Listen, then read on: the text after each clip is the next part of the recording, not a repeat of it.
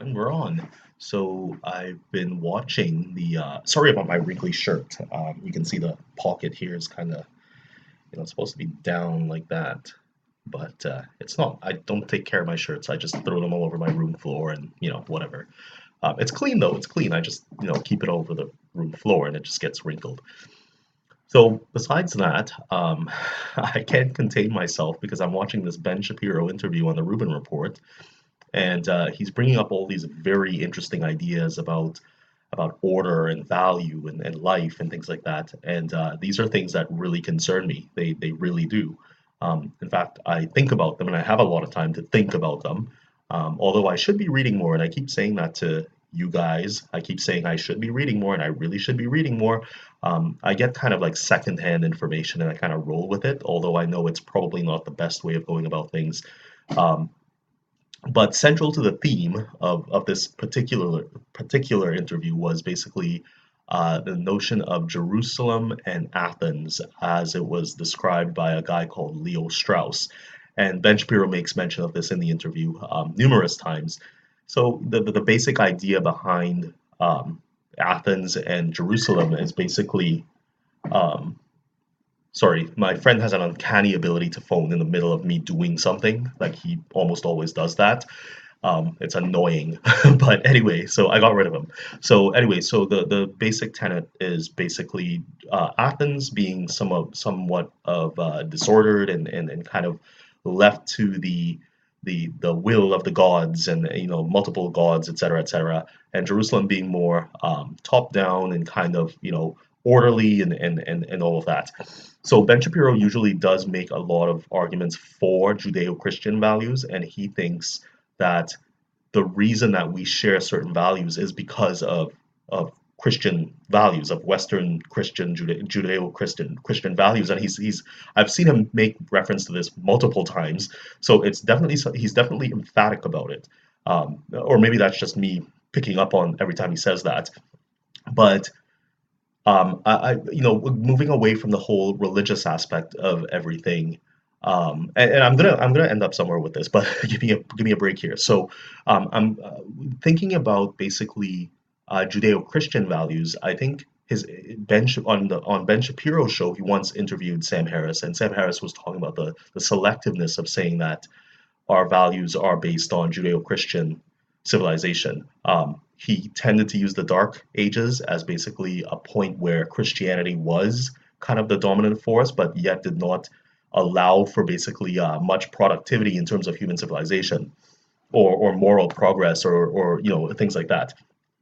So I tend to agree with Sam Harris on that one. I don't think that Judeo-Christian values are necessarily the linchpin when it comes to morality as we experience it today, or across, or even across the world, et cetera, et cetera. So, let's forget the Judeo-Christian value thing for a while, and let's talk about Athens maybe. So now, like I said, I've never read Leo Strauss. I'm just going on this interview that I just saw on the Rubin Report. I didn't even finish the interview. I just wanted to get this out before it got too late. But so they were talking about Athens being sort of the will of the gods and us being kind of caught in the in and outgoing tides of the ocean of life and blah blah blah. I want to say that okay, so okay, yes, there is an order to the universe. But I don't think it necessarily came from Judeo-Christian values. But I also don't think it completely came or didn't come from basically ancient pagan religions or Athens, as described by Leo Strauss. I think we've always had these these kind of we've always had these kind of notions about the way the world is ordered. I don't think you could look to any religion to say that they were fundamental. I wouldn't say they were without consequence or without deep impact, but I would say I don't think we necessarily have to look to any religion to say that um, you know they were fundamental to certain movements, but I don't think we have to look at religion and say that that is the reason we think there is order to the universe. And I'm reminded of this one Atheist Republic show in which they were talking about science and the Quran. And you know how Muslims are with the every scientific fact there is to know is all in the Quran.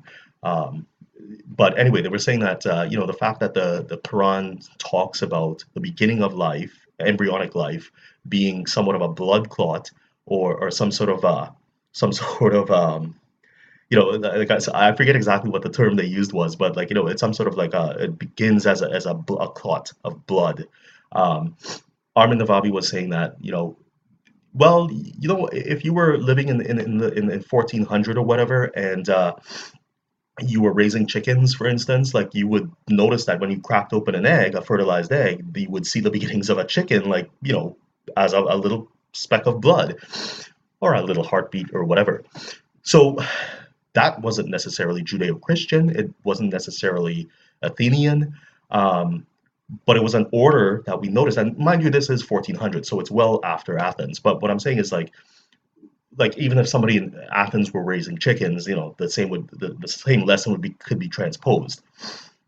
But we've always seen order in things. Like we I don't think human beings necessarily wanted or needed God to necessarily say that there is order to the universe. And I think maybe even with the invention of fire, for instance, I mean, I don't know exactly which species of human. I imagine it's Homo sapien that discovered fire.